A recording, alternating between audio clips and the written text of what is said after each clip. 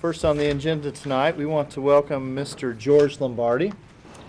Mr. Lombardi is the director of the Missouri Department of Corrections, so we appreciate him coming all the way down here tonight and to join us. And he's going to present information on why he believes early childhood education is one of the best investments society can make to affect positive change in young people. So welcome. Thank you. Thank you very much.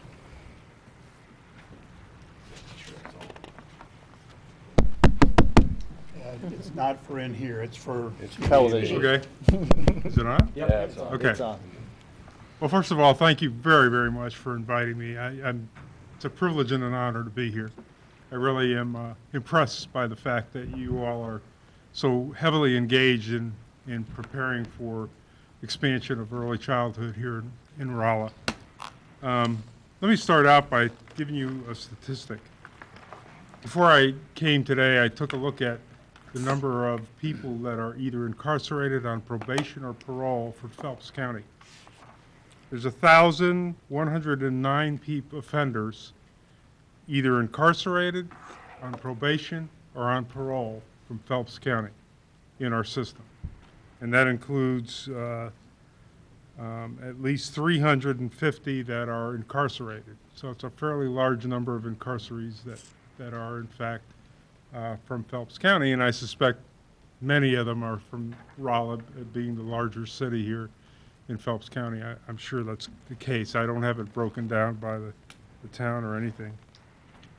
Let me go back in history for just a minute. I'm not going to do Corrections 101 with you, but I am going to tell you a little bit about my involvement with this and how I came to the conclusion about early childhood and its importance.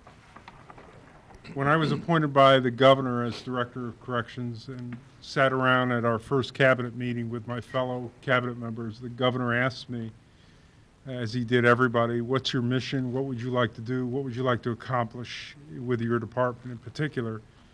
And what I said to the governor was, you know, Governor, what I'd really like to do is to begin shutting down prisons. And I meant that, and I had to explain it real quick because he looked at me like I was out of my mind, obviously.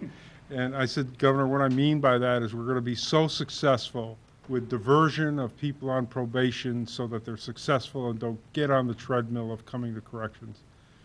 Or we're going to be very successful with our parole releasees with prisoner reentry to try to get them so that they don't come back to prison again. And that was really my goal at the time.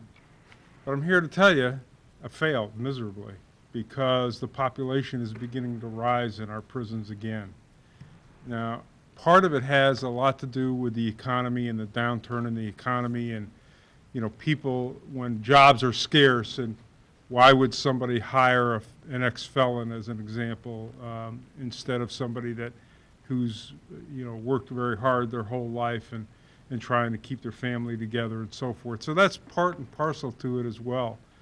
But it speaks, of course, a lot to the drug culture that occurs. You know, the gun play that we have in our two major cities is unbelievable. And in the meth in the rural communities has really played a really critical role in all of this. So a lot of it has to do with the drug culture. A lot of it has to do with the inability to secure employment, et cetera. So I began thinking about what is it that we can do, and we're working real hard, believe me. We've done everything we know to do to continue to make people successful. I mean, if there hadn't been the advent of specialized courts and the judiciary understanding that people that have drug needs really need special drug courts to pay a lot of attention, veterans courts we have coming up, mental health courts we have coming up, and all those things are making a difference, and our reentry efforts are making a difference. I think we would grow geometrically further if we didn't have all the things that we're doing both at the front end and at the back end.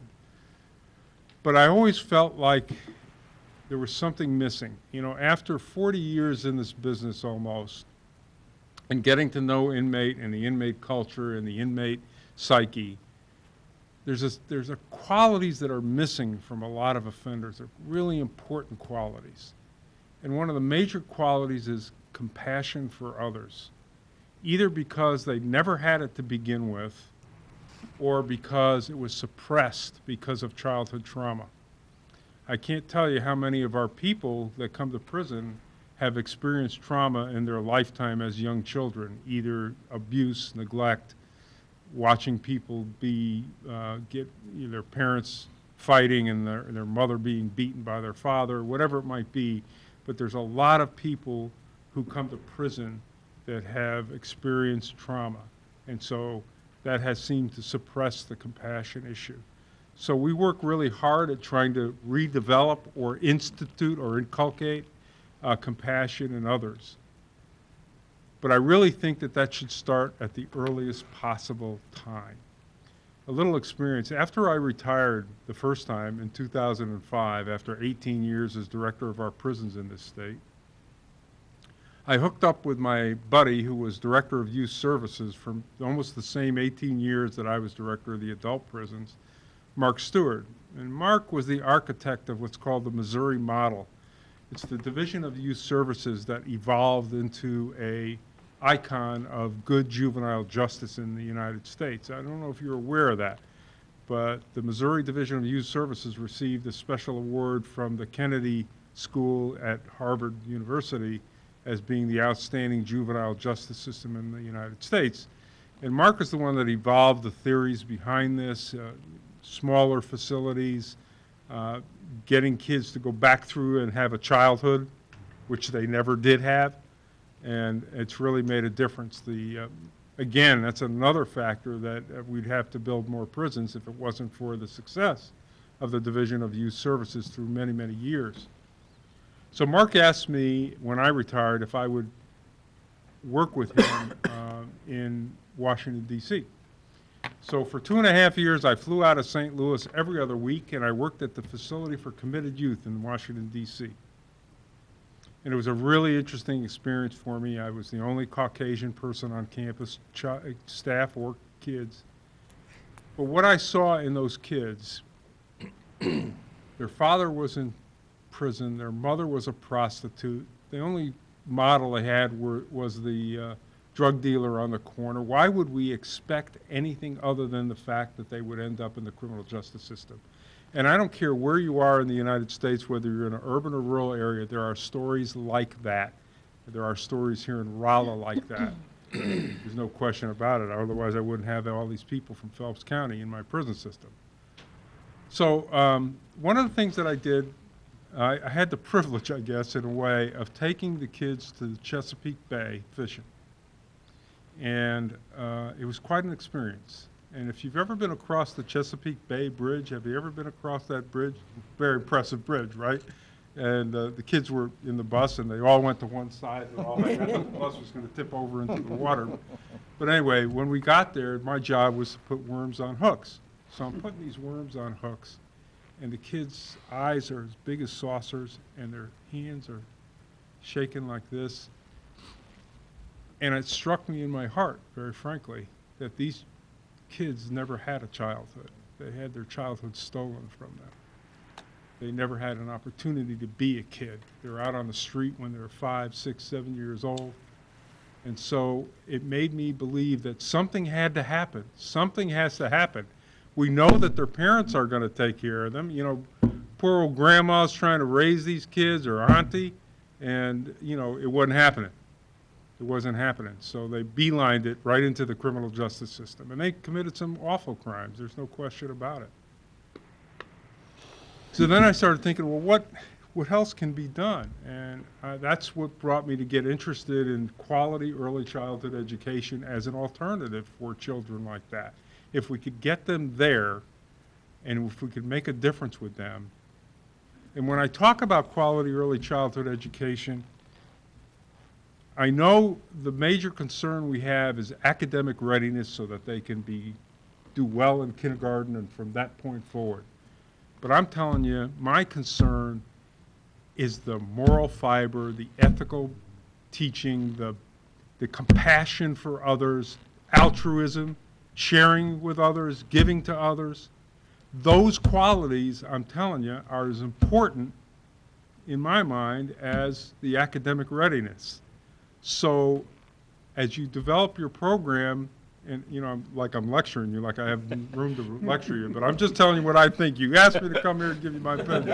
I'm giving you my opinion. So,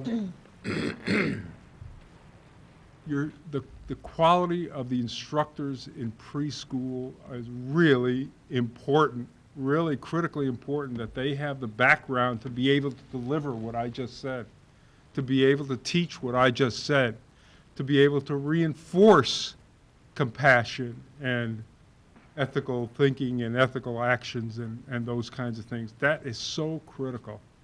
And in addition to the academic readiness, that is what's going to make a difference for children to be successful and become productive citizens and to stay out of the criminal justice system. I noticed on your website you had information about the Perry High Scope study and about the Chicago studies. You know, when you look at what happens with two groups of kids, same kids, at-risk kids, put one with quality early childhood, the other doesn't get it, and where are they today? They're probably 50 years old, I think, by now, when that study was done in Ypsilanti, Michigan with Perry. And you know, their income, their whether they own a house or not, their academic education, et cetera, the differences are tremendous. But the thing that my parochial view, obviously, is contact with the criminal justice system. And there is such a difference between people, kids, the same kids with the same background who got quality early childhood and those that didn't. It's significant. And the ones that are, there are higher rates of incarceration for those that didn't, they're higher contact in the criminal justice system. It just goes on and on and on and on. So it's just one factor, but there's all those other factors as well. So I speak out about it because I believe in it. I believe that it is the wisest long-term investment in starting to shut down prisons. I don't know any other way to do it, at least in this culture today. It's really, really going to be hard. We can work really hard at trying to change these offenders, and we do make a difference with offenders. Believe me, the compassion component is something that I've emphasized in every prison that we have. We do restorative justice. Restorative justice is a really big part of our programmatic operation. What do I mean by that?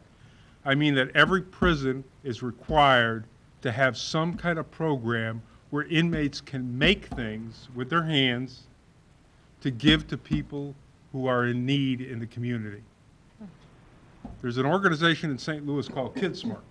KidSmart is a place where teachers from poor school districts who are buying their own stuff for the classroom, right, can walk in there and take stuff off the shelf for free. In the last 10 years, our inmates have made $500,000 worth of material for those teachers to take.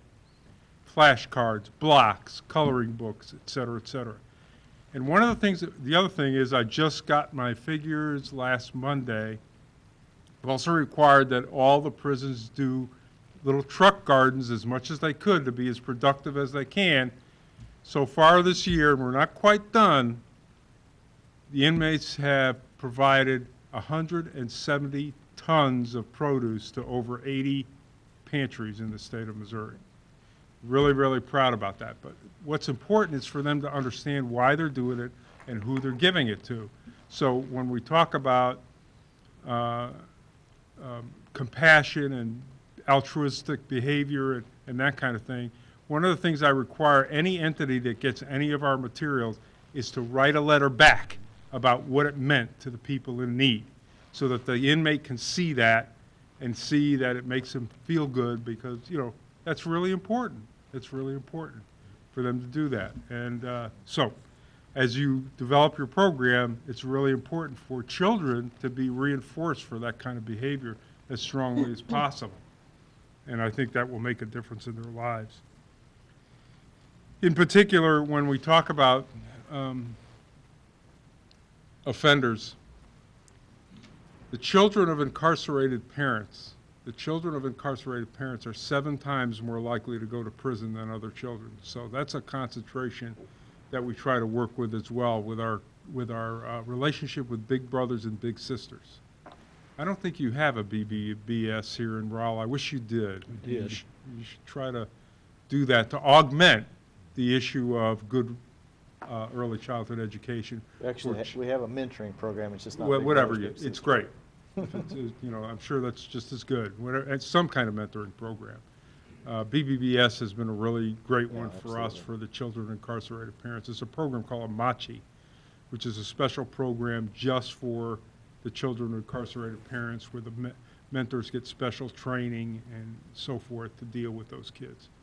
And it's really been a very powerful and hopefully will interdict those children from coming to prison, like most of them do, who don't get that kind of reinforcement. So the other thing is that, you know, I mentioned earlier the issue of trauma, and you know, I think that's, you know, another requirement that your teachers need to learn to recognize children who are having trauma in their life. Mm-hmm. What are the characteristics? I'm sure that they get that in school. I hope they do, and that there is a place for them to refer, right? There's a place for them to refer. It's really important. And I hate to say this, but the ability for communities to provide the appropriate mental health community seems to be waning as time progresses.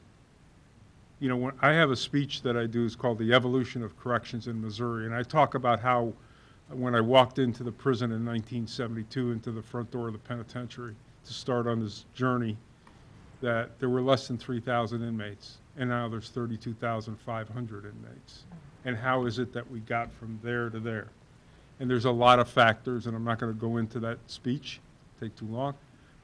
But one of the factors that always has bothered me more than anything, and those of you of a certain age may remember, during the 50s and the 60s, when we shut down mental health facilities because of the scandals associated with them, and they needed to be shut down, not arguing that. But the problem is there wasn't much of a parachute for those people. And to this day, people like that are drifting into the criminal justice system. I really feel badly for the law enforcement community in our cities and our counties who don't have a place to put people that they know when they stop them or they arrest them or whatever, that they can't take them to a mental health facility because there's no room at the inn. So they put them in jail when they know darn well they need mental health help. And so what we're seeing in our prisons are those kinds of people. So that's why I go back and say to you, we really need to interdict those youngest children who are having trauma in their life, and to recognize who they are and to get them that help if we possibly can. It's really, really important. So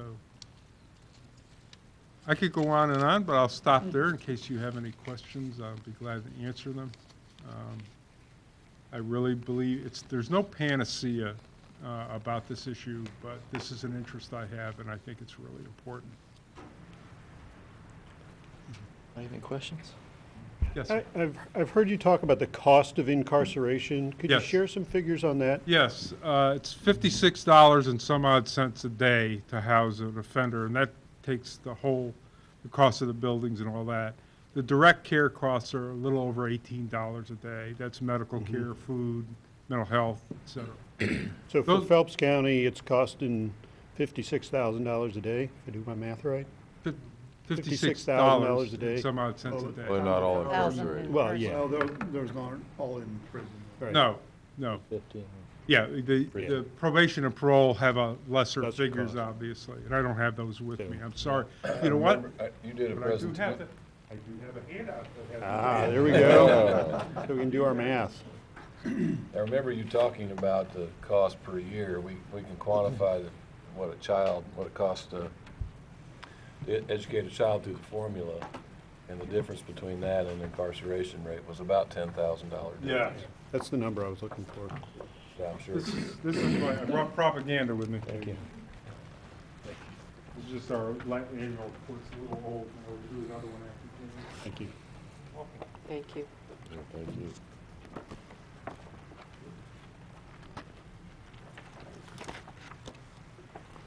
There's a lot of data in there, you know, and that's the other thing. Your prison system, your corrections department, it's costing taxpayers. If you know, part of our cost for personnel The fringe benefit is not in my budget, it's in the Office of Administration's budget. But if we take that out, the fringe of my 11,000 plus staff that we have, you know, we're pretty close to $900 million a year. Wow. And that's what your system is, you know, nothing would make me feel better someday that could be halved. And that other half would go to mental health, social service kinds of issues that can continue to drop the population.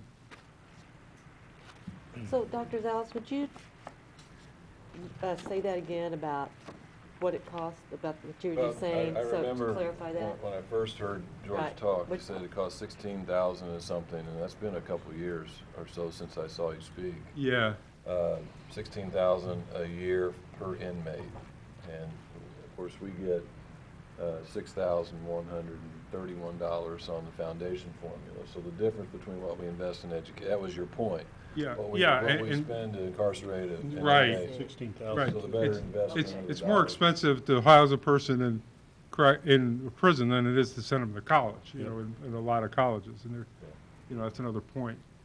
Mm. So anytime we can invest early on, Right. I'm telling you that it's going to make a difference. I really believe Some of that. us heard you speak in Jefferson City a few years ago, and I remember one of the points of discussion we brought back was the correlation between reading and inmates. Can you Yeah, share that? I really, I volunteer. I haven't done it for a while now. I've been remiss in doing it. But I really believe that sitting and reading to the youngest children is really important. I think everybody knows that. So I'm sure you have daycare centers here that are for, you know, people of need. And we have one in Jeff City. It's a Jeff City Daycare Center. And the interesting thing is, I have both the children of incarcerated parents, but I also have children of my correctional officers as well, which speaks to the whole entire issue of pay and that kind of thing. But anyway, point is, I've encouraged people to go and sit and read to those little kids as much as you possibly can. It really makes a difference. And, you know, I think the most profound moment I had is I was leaving and you know, after I had read to these kids, and this little kid just glommed onto my leg and said, "Can you come home with me?" And it really struck me that what that's meant and what he meant is that there wasn't anybody, a male figure in his house or anything like that. So it just really, it's very, very helpful. So anyway. What percentage of inmates do you believe cannot read? Well, they probably come to us, I would say, 5 to 10% maybe. One of the figures you'll see in here is that last year, the inmates earned 1,700 GEDs. So in a way, there's two areas. We have become the de facto mental health system in this country, and I'm talking about not only in Missouri, but everywhere, and also the de facto high school education. And there's a variety of reasons for that. One of them, obviously, is their own irresponsibility in high school, but also may speak to the quality of education they did or did not get. So those things are really, really important.